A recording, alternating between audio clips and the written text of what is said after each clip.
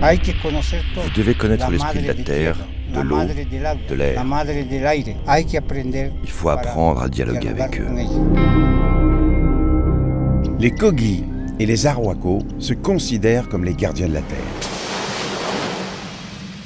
Ils nous alertent depuis longtemps des risques de catastrophes environnementales que le monde subit aujourd'hui.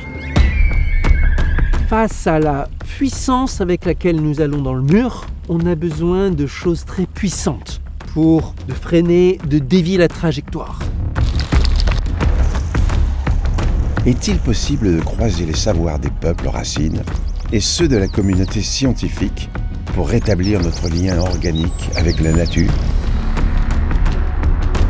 On est ici dans un endroit tout à fait crucial pour l'Europe. C'est le croisement des montagnes, c'est le croisement des fleuves. La disparition des glaciers, c'est un problème universel. D'ici sans doute une vingtaine d'années, tout cela peut s'assécher. C'est le cerveau et la tête que l'on voit là. C'est très fragile un cerveau. Ils perçoivent la Terre comme un organisme vivant, similaire au corps humain. Ces figures, elles vont jusque-là? Nous ne savons pas lire ces signes-là. Ce que nous voyons là, c'est une carte où apparaissent les connaissances. Elles ne sont pas mortes, non, elles sont vivantes. Ici, la mer pleure. Elle est triste. Les paysages sont très beaux, mais on sent que la Terre ne respire plus. L'objet de la mission, c'est voir si la science est-elle en capacité de s'ouvrir à d'autres regards. Pour faire la science comme on l'a fait aujourd'hui, il faut se couper de l'être humain, le plus possible.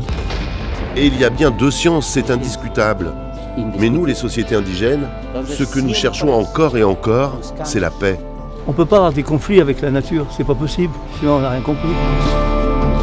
Shendukwa, c'est comme un frémissement qui vibre et qui est calme. Chikwakala, c'est ce qui fracture.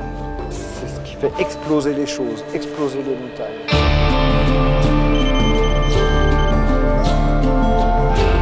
Les Kogi, ils ont compris la planète. Nous, on est devenus tellement intelligents qu'on ne comprend plus. La question est quelle est la chose la plus importante à vivre?